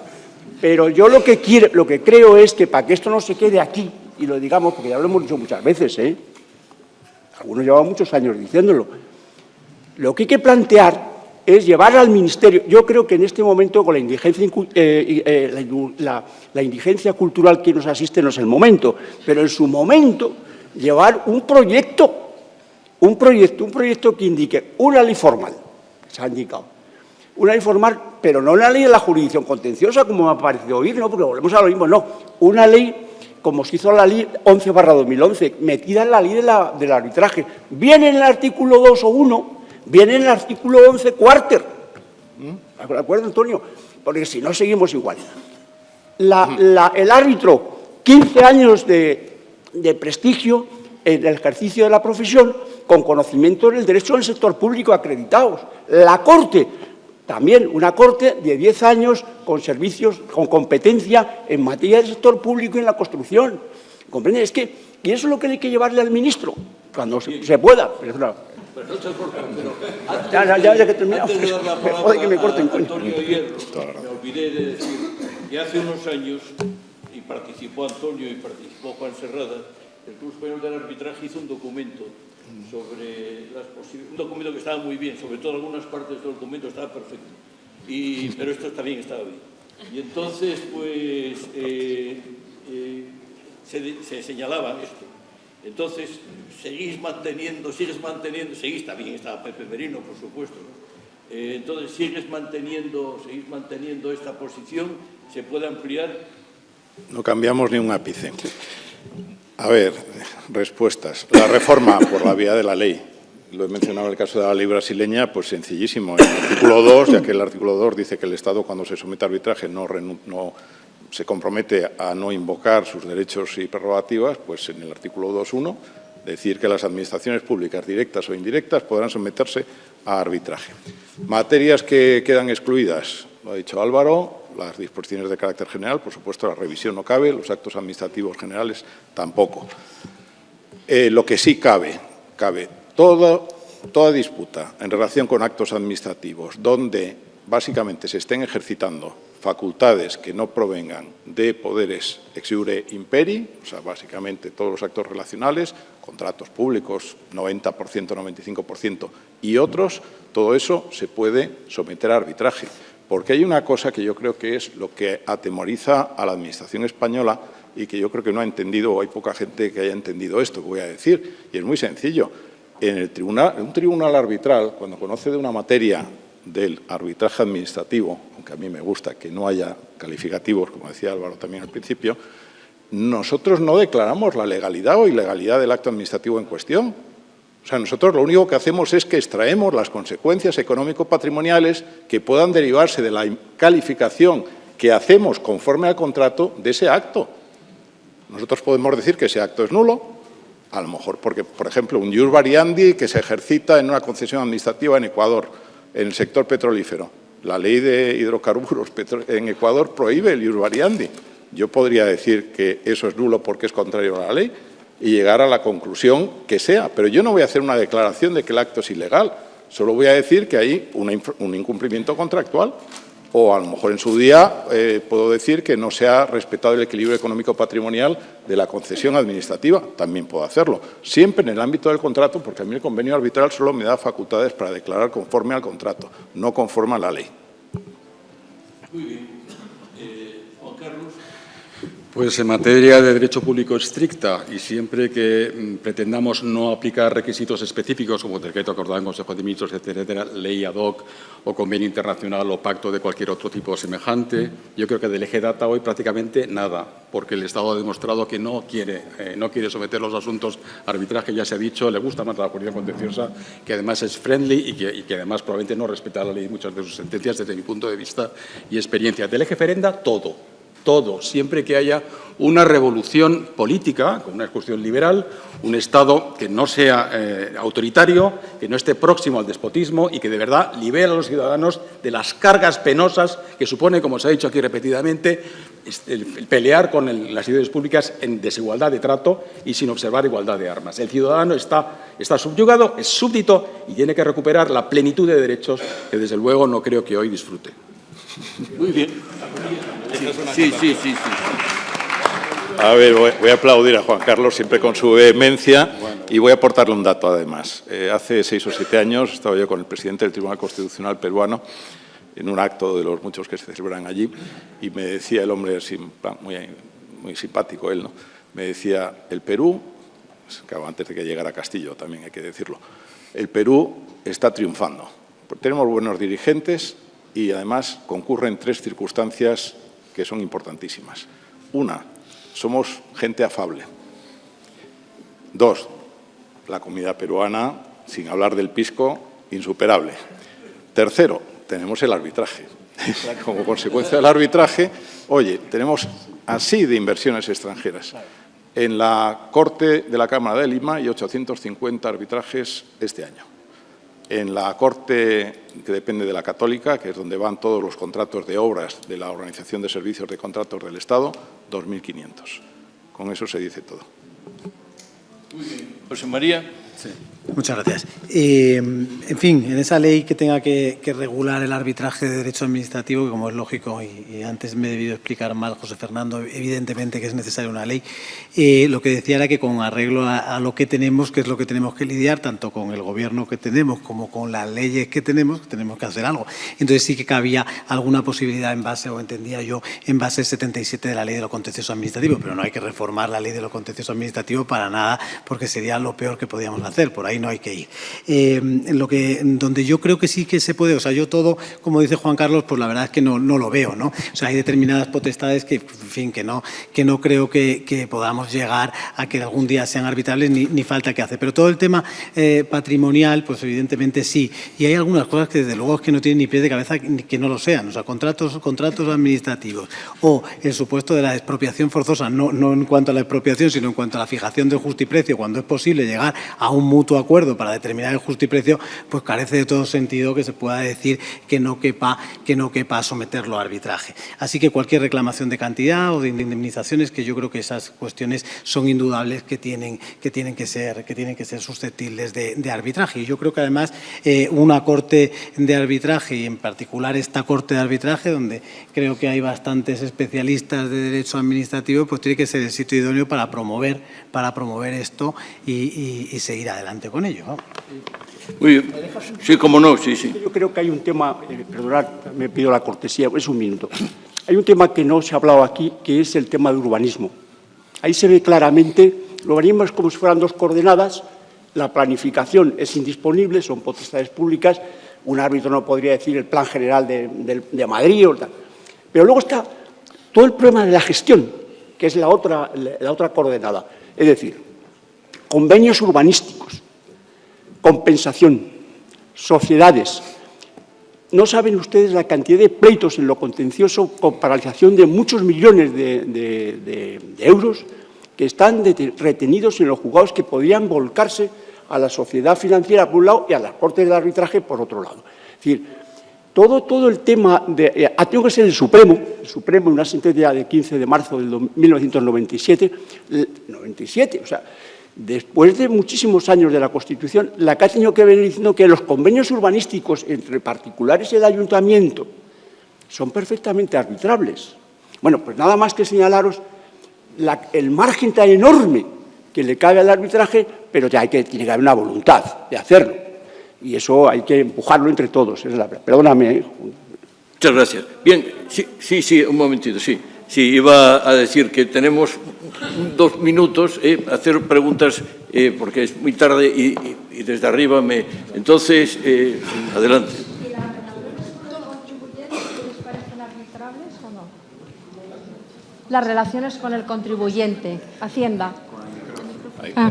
Las relaciones con el contribuyente, Hacienda. Hay que ir a Portugal y preguntar cómo lo hacen.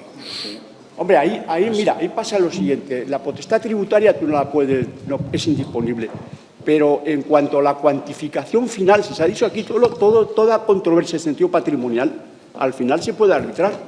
Y yo creo más en la administración pública, en su actividad, más creo en el arbitraje que la mediación. Porque el arbitraje de derecho, que tiene que ser de derecho, creo que se debe meter a la cabeza que tiene que ser de derecho, por ese principio de legalidad que hemos hablado y que no vamos. Pues eso, no hay una razón dogmática para que te diga que no, porque es patrimonio. En todo caso, voy a añadir... En todo caso, hay que leer el capítulo del libro que se dedica a esto. Rogers Canals tiene la palabra. Buenas tardes a todos y enhorabuena. ¿Perdón? Es un coordinador terrible, no deja de decir nada. Lo tiene a su disposición el libro, sí. Sí. Sí, el hall, sí. Sí, Rogers. Sí, gracias.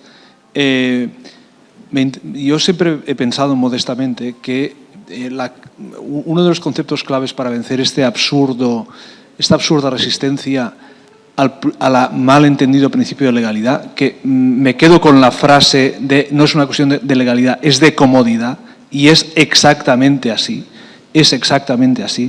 es el concepto de equivalente jurisdiccional dictado por el Tribunal Constitucional acerca del arbitraje. Si nos creemos de verdad que el arbitraje es un equivalente jurisdiccional, también lo será para la jurisdicción contenciosa administrativa. O nos creemos que es un equivalente jurisdiccional solo para algunas jurisdicciones. ¿Qué les parece esta reflexión? Y no sé si eso puede ser un ariete que derribe, a partir del concepto de equivalente jurisdiccional, Tribunal Constitucional, pues el razonamiento del principio de legalidad creo que queda muy tocado. Porque si aceptamos que el arbitraje es equivalente para la jurisdicción civil, también lo es para la contenciosa administrativa. A ver, solo porque nos ha costado muchos años superar la teoría del equivalente jurisdiccional, tengo que contestar. Básicamente, a partir de la sentencia Constitucional 9 del 2005 y luego la 46 del 20 y luego la 17 del 21, etcétera, etcétera, para no citar todas, el concepto de equivalente jurisdiccional, lo ha dicho esta mañana Juan Antonio Siol, el Tribunal Constitucional hasta pidió perdón por utilizarla. Lo que pasa es que luego hizo una interpretación sui generis diciendo que solo a efectos de cosa juzgada el laudo podía estar equivaler a una sentencia judicial, pero no el procedimiento. No el procedimiento. Eso en ningún caso, porque eso nos lleva luego a una base constitucional del arbitraje en el 24, tutela judicial efectiva, obligación de motivación, posibilidad de anulación de laudos, en fin, lo que hemos vivido en el Tribunal Superior de Justicia de Madrid, que yo creo que ya está superado gracias a la doctrina constitucional que acabo de citar antes. Ahora, yo te digo, Antonio, una cosa, que lo que sí ha hecho el Tribunal Constitucional en todo momento es el carácter sustitutivo del arbitraje sobre el proceso judicial. O sea, lo suple todo. Y eso ya es un argumento suficiente si no quieres defender la equivalencia jurisdiccional, que al fin y al cabo ahí está, en la sentencia del Tribunal Constitucional. Y en cuanto que haya sido superado, tengo mis dudas. Es una posición de Siol. Siol. No solo de Siol. Yo lo tengo escrito y radiado y hay muchos compañeros. Y casi todos los compañeros hemos peleado por eso 10 años. Pero nadie niega el carácter sustitutivo que tiene. No, si es que nadie, ningún arbitraje internacional tiene una base. Pero no estamos hablando del arbitraje judicial efectiva. Todos lo tienen en la autonomía de las partes. La autonomía de las partes y la libertad y la justicia están consagrados en el artículo 1 y la dignidad de la persona en el artículo 10 de la Constitución. Te escapas porque te vas al arbitraje internacional. Yo no quiero arbitraje interno. Es sentencias del Constitucional. Todas estas sentencias del Constitucional que acabo de mencionar son sobre arbitraje nacional. Perdonar, una respuesta. Sí, no, que la respuesta, yo creo que es que... Un segundito. A ver, quiere... No, porque creo que la pregunta es ¿por qué la decisión de un tribunal arbitral es de peor condición que la decisión de un tribunal de justicia? Yo te lo digo, pues lo que dije antes, hay un problema político subyacente. El tribunal es poder judicial y tú eres un ciudadano y lo que hay que hacer es restablecer la paridad del ciudadano respecto de esos poderes abstractos que en cierto modo nos tienen absolutamente expropiados de nuestros poderes. Por lo tanto, pero tu intuición es correcta. La decisión de un tribunal arbitral no es de peor condición que la decisión de un tribunal judicial. Sí. Gracias. Bueno, perdón, yo me quisiera añadir nada más que nos ha costado mucho llegar a esta doctrina del Tribunal Constitucional, que el Tribunal Superior de Justicia de Madrid, en votos particulares reiterados, está, diríamos, haciendo una reconstrucción peligrosísima y que muchas veces cuando el tema está agotado, el tema está agotado. Y entonces es como el orden público. Alguien que hable del orden público en el arbitraje hay que darle con un zapato, meter un zapato en la boca, ya está bien. Es decir, ya está, el tema está solucionado. Entonces, no estemos dándole vueltas.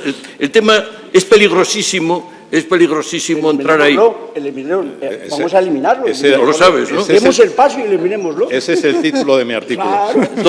Entonces, si volvemos otra vez a hacer literatura sobre eso, estamos perdidos. Pero convendrá el moderador conmigo en que mucho mejor que sean votos particulares que no el ratio decidendi de la sentencia. Naturalmente. Pero es que a nosotros en el libro nos pasó que como 15 o 20 autores entraron en el equivalente jurisdiccional y para unificar todo esto nos vimos, Paco y yo, pero como locos para decir, oye, matiza esto, por favor. Porque... Una quinta columna. Sí, una quinta, porque, claro, es peligrosísimo, pero bueno, es una broma. En todo caso, muchísimas gracias a todos los de la mesa, es decir, que la verdad es que habéis estado muy por la altura que os esperaba de vosotros. Muchas gracias por la asistencia. Nos hemos pasado unos minutos, pues también empezamos un poco más tarde. Muchas gracias.